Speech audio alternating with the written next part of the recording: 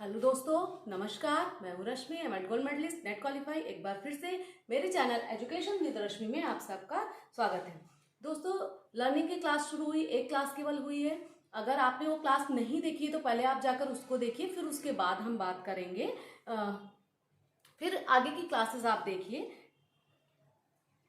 तो आज का हमारा जो टॉपिक है वो है अधिगम को प्रभावित करने वाले कारक।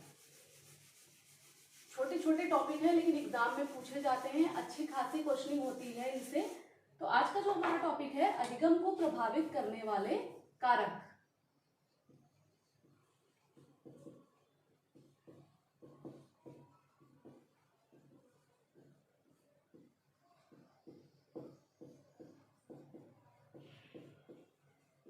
टॉपिक में क्या पढ़ेंगे हम लोग कि ऐसे कौन से कारक होते हैं जो हमारी लर्निंग को या फिर हमारे अधिगम को कहीं ना कहीं प्रभावित करते हैं। यानी कि हम सीखना चाह रहे हैं लेकिन कुछ ऐसे कारक हैं, कुछ ऐसे फैक्टर हैं जो कि उसको कहीं ना कहीं इफेक्ट डाल रहे हैं और प्रभावित कर रहे हैं। तो सबसे पहले है उसमें पूर्व अधिगम।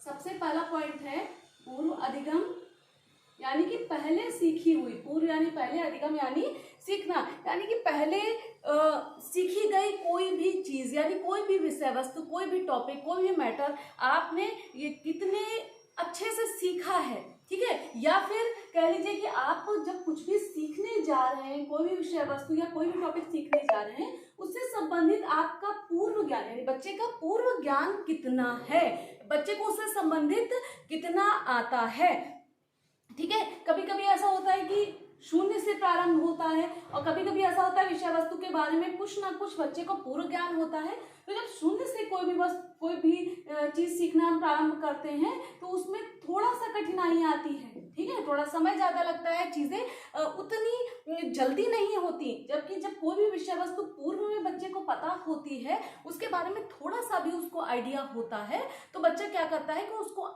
उसको सीखने में आसानी होती है और बहुत ही कम समय में उसको सीख लेता है। और पूर्व अधिगम अगर बच्चे का अच्छा है तो बच्चा चीजों को बहुत ही आसानी से करता है और जो उसकी सीखने की प्रक्रिया है वो भी बहुत ही सुचारू ढंग से चलती है, ठीक है। अब बात करते हैं विषय वस्तु की।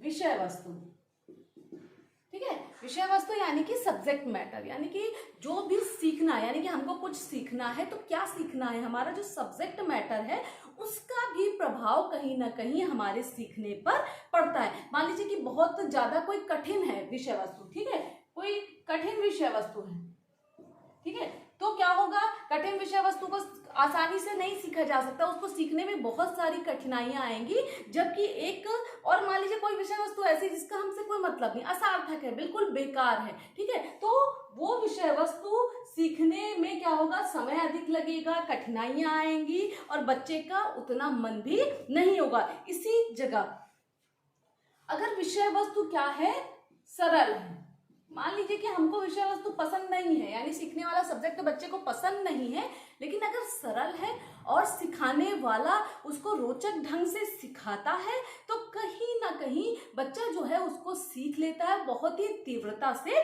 सीखता है। तो विषय वस्तु जो है, यानी क्या सीखना है, ये भी कहीं ना कहीं लर्निंग को इफेक्ट करता है। फिर शारीरिक स्वास्थ्य एवं परिपक्वता, अगला जो पॉइंट है आपका वो है शारीरिक स्वास्थ्य एवं परिपक्वता, ठीक है। शारीरिक स्वास्थ्य एवं परिपक्वता यानी कि अगर हम स्वस्थ हैं, ठीक है, शारीरिक रूप से अगर हम स्वस्थ हैं तो हमें सीखने में इंटरेस्ट आएगा, ठीक है, और हम शीघ्रता से नई नई बातों को सीख लेंगे, ठीक है। अगर हम फिजिकली पूरा फिट हैं तो हम शीघ्रता से, लेकिन इसके विपरीत अगर मान लीजिए कि हमें कोई बीमारी है, कोई बच्चा क्या है अक्सर बीमार रहता है, उसको बुखार रहता है, जुकाम रहता है, कोई समस्या और कोई फिजिकली कोई भी बीमारी है उसको, तो क्या होगा, उसकी जो सीखने की गति होगी वो धीमी होगी और जो बच्चा पूरा शारीरिक रूप से स्वस्थ है उसकी सीखने की गति ज्यादा तीव्र होगी, ठीक है। अगर मान लीजिए बीमार रहते हैं, ठीक से नींद नहीं, छोटे बच्चे हैं, दिन में खेलते हैं और रात में क्या होते हैं देर से सो रहे हैं, सुबह देर से उठ रहे हैं, उनको थकान सी रहती है, और ऐसे बच्चे जब स्कूल में आते हैं तो क्या होता है उनको सीखने में कठिनाई होती है। आप छोटे बच्चों को देखेंगे, ठीक है, बहुत जो किंडरगार्टन में होते हैं वो बच्चे क्या करते हैं, उनको शुरुआत में आदत नहीं होती है, स्कूल में बहुत से बच्चे सो जाते हैं, ठीक है। तो इस तरीके की समस्याएं आती है, फिर धीरे धीरे धीरे धीरे उनको उस वातावरण में, उस माहौल में डालने की कोशिश की जाती है, ठीक है। फिर बात करते हैं परिपक्वता की। परिपक्वता यानी कि एक निर्धारित आयु में जो भी बच्चे में कहते हैं ना कि एक गुण विकसित होता है निर्धारित आयु के लिए, कि इस आयु वर्ग का बच्चा ये इस काम को करने के लिए परिपक्व है, ठीक है। मान लीजिए कि आपने क्या किया कि बच्चे को कोई ऐसी विषय वस्तु दे दी जो उसके लेवल की नहीं है, यानी कि बहुत ज्यादा कठिन है, बच्चा उसके सीखने के लिए परिपक्व नहीं है, यानी कि 4 साल का 4th क्लास का बच्चा है और आपने उसको दे दिए मैथ में कोई भी सवाल लगाने को दे दिया 8th क्लास का, ठीक है, जो कि बच्चा उसको करने के लिए बिल्कुल परिपक्व नहीं है, ठीक है। आप 2 साल के बच्चे को पेंसिल पकड़ा दीजिए, आप कोशिश करते हैं कि बच्चा बस बोलना शुरू करे और पढ़ना शुरू कर दे, ठीक है, लेकिन क्या होता है कि बच्चा जब जिस चीज के लिए परिपक्व होता है वो काम वो अपने आप ही करने लगता है। आप उसको 3 साल 3.5 साल पर पेंसिल पकड़ाएंगे, हालांकि वो उतना अच्छा उसको बना नहीं पाएगा, लेकिन वो क्या करेगा, पेंसिल पकड़ना सीख जाएगा, उससे कुछ नहीं तो वो लाइनें बनाएगा, लकीरें बनाएगा, उनको गोदना शुरू करेगा कॉपी में, लेकिन बच्चा क्या करता है, काम करने लगता है। तो इसलिए परिपक्वता क्या है, सीखने में एक महत्वपूर्ण रोल अदा करती है। फिर मानसिक स्वास्थ्य और परिपक्वता, अभी तक शारीरिक स्वास्थ्य की बात कर रहे थे, मानसिक स्वास्थ्य की बात कर रहे हैं, ठीक है। शारीरिक रूप से तो फिट है बच्चा, लेकिन स्कूल में आया और मानसिक रूप से कहीं ना कहीं वो फिट नहीं, यानी कि उसका दिमाग कहीं और किसी काम में लगा हुआ है, ठीक है। तो इस तरीके के बालकों की क्या होती है, सीखने की जो क्षमता होती है वो घट जाती है, कम होती है। जबकि जो मानसिक रूप से स्वस्थ बच्चे हैं, जो टीचर पढ़ा रहा है उसी पर वो कंसंट्रेट कर रहे हैं और उसी पर पूरा का पूरा उनका ध्यान रहता है, सीखने में ध्यान रहता है, तो वो बच्चे क्या होते हैं, बहुत ज्यादा तीव्रता से चीजों को सीख लेते हैं, ठीक है। फिर अधिगम की इच्छा, सारा का खेल किसका है, सारा का सारा खेल किसका है, इच्छा का है। किसका, अधिगम की इच्छा, यानी कि सीखने की इच्छा। अगर आप सीखने के इच्छुक नहीं हैं तो आप कुछ भी एक लाइन भी लाइफ में नहीं सीख सकते, ठीक है। तो ये जो इच्छा का है शब्द जो है, ये बहुत अहम भूमिका निभाती है हमारे जीवन में, ठीक है, कुछ भी सीखने के लिए। आपको बहुत सारे लोगों को ऐसा लगता है कि एग्जाम है, बहुत ब्रॉड सिलेबस है एजुकेशन का, आपको उसमें फिलॉसफी भी पढ़नी है, साइकोलॉजी भी पढ़नी है, आपको रिसर्च भी पढ़ना है। तो यहाँ पर कंडीशन ये आ जाती है कि आपको हर एक सब्जेक्ट को सीखने के लिए उतना ही उत्सुक होना पड़ेगा। जैसे कि साइंस स्ट्रीम से जो लोग आते हैं उनको फिलॉसफी नहीं समझ में आती, कुछ लोगों को साइकोलॉजी नहीं समझ में आती, कुछ को रिसर्च बोरिंग लगता है कि इसमें क्या पढ़ें, कुछ नहीं समझ में आ रहा है। तो आपको क्या करना है कि जब आप पूरा का पूरा सिलेबस एक साथ पढ़ेंगे, ठीक है, तभी आप किसी भी एग्जाम में सफल हो पाएंगे। ऐसा नहीं कि आपने जो पसंद है सब्जेक्ट वो पढ़ लिया और जो नहीं पसंद है उसको छोड़ दिया। तो ये इच्छा जो है, ठीक है, और इच्छाएं ऐसा नहीं होता है, इच्छाएं समय के साथ साथ बदलती रहती हैं और व्यक्ति की रुचि पैदा होती रहती है, ठीक है। तो अगर जबरदस्ती कोई भी चीज किसी को सिखाई नहीं जा सकती, तो बच्चों में सबसे पहले क्लासरूम में अगर मान लीजिए कोई बच्चे हैं जिनको कुछ छोटी क्लासेस से बच्चे होते हैं, उनको साइंस टफ लगती है, किसी को इंग्लिश टफ लगती है, तो सबसे पहले आपको एक कहते हैं ना कि उनको सीखने के लिए प्रेरित करना पड़ेगा, उनके मन में सीखने की इच्छा पैदा करनी पड़ेगी कि हाँ ये चीज हमको सीखनी है। बच्चा आसानी से सीख जाता है। इच्छा और अगला प्रेरणा, यानी बच्चे को इच्छा पूर्ण करने के लिए क्या करेंगे, अभिप्रेरित करेंगे, मोटिवेट करेंगे कि आप ये कर सकते हो, आप ये सीख सकते हो। आपको बार बार एक ही बात बोलती हूँ कि बच्चे को कभी भी नकारात्मक मोटिवेशन नहीं देना है कि आप ऐसा नहीं कर सकते हो। ये उनके लिए है जो बच्चे कैसे होते हैं, इगोइस्टिक होते हैं और पढ़ने में अच्छे होते हैं, ठीक है। नकारात्मक पुनर्बलन कहीं ना कहीं उनके लिए काम करता है कि अगर आपने क्लासरूम में बहुत अच्छा बच्चा है, पढ़ने में बहुत होशियार है, बहुत बुद्धिमान है, और कोई उसने गलती कर दी, वो आपने उससे कह दिया कि अरे ये तुम्हारे बस का नहीं है, तो किस पे ले लेता है बात, अपने ईगो पर लेता है, उस बात को करके ही मानता है, ठीक है। तो वहां पर नकारात्मक पुनर्बलन तो काम करता है, लेकिन जो सामान्य और कह लीजिए सामान्य से नीचे स्तर के बच्चे होते हैं उनके लिए नकारात्मक पुनर्बलन कोई भी काम नहीं करता। उन्हें आप सकारात्मक पुनर्बलन दीजिए, अच्छे से अभिप्रेरित करिए काम करने के लिए, मोटिवेट करिए कि आप ये काम कर सकते हैं। तो मोटिवेशन होता है, ठीक है, मोटिवेशन जो होता है वो आपको बहुत आगे तक लेकर जा सकता है। बहुत से लोग मुझसे बात करते हैं कि एग्ज़ाम है, तैयारी करनी है, कैसे करनी है और नहीं हो पा रहा है, बहुत परेशान है। तो मैं उनको 2-3 लाइन में यही बोल देती हूँ कि आप बिल्कुल भी परेशान मत होइए, ठीक है, बिल्कुल भी परेशान होने की आपको ज़रूरत नहीं है। सब कुछ होगा, सिर्फ और सिर्फ कब होगा?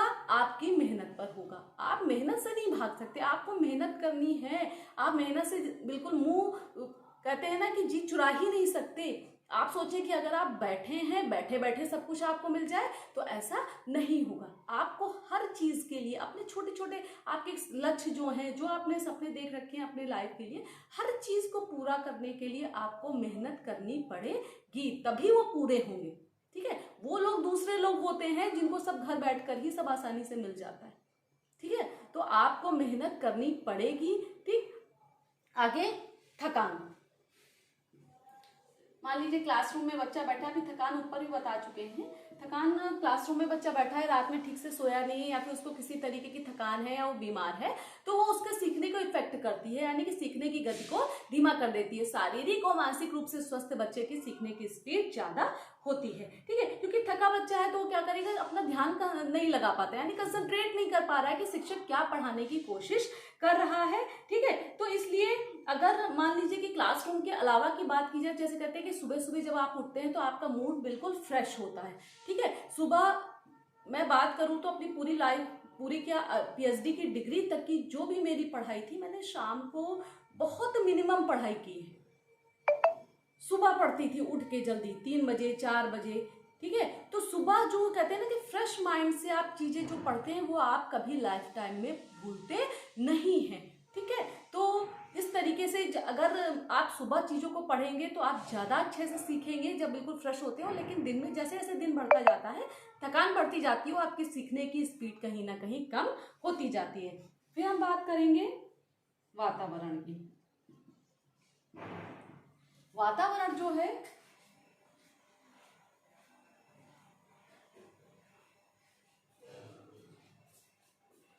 वातावरण जो है वो सीखने में बहुत अहम रोल प्ले करता है। क्या प्ले करता है कि वातावरण आपका अच्छा है, पॉजिटिव है, यानी कि सकारात्मक वातावरण है, तो सीखने की आपकी जो गति है वो क्या होगी, ज्यादा होगी। आप अच्छे से चीजों को सीख पाएंगे। और अगर मान लीजिए कि आपका वातावरण अच्छा नहीं है, बच्चा क्या है, बच्चे के घर का जो वातावरण है अच्छा नहीं है, घर में मान लीजिए लड़ाई झगड़े होते हैं, किसी तरीके की टेंशन्स रहती है, बच्चा क्या होता है सुबह जल्दी एक तो नहीं उठता है, नहीं कि घर वाले देर तक सो रहे हैं, बच्चा भी देर तक सो रहा है, तो बच्चे क्या होगा, देर से सोकर उठेगा तो उसको थकान सी रहेगी, दिन भर वो आलस सा रहेगा और उस चीजों को सीख नहीं पाएगा। और लास्ट में सबसे बात आती है सीखने की विधि।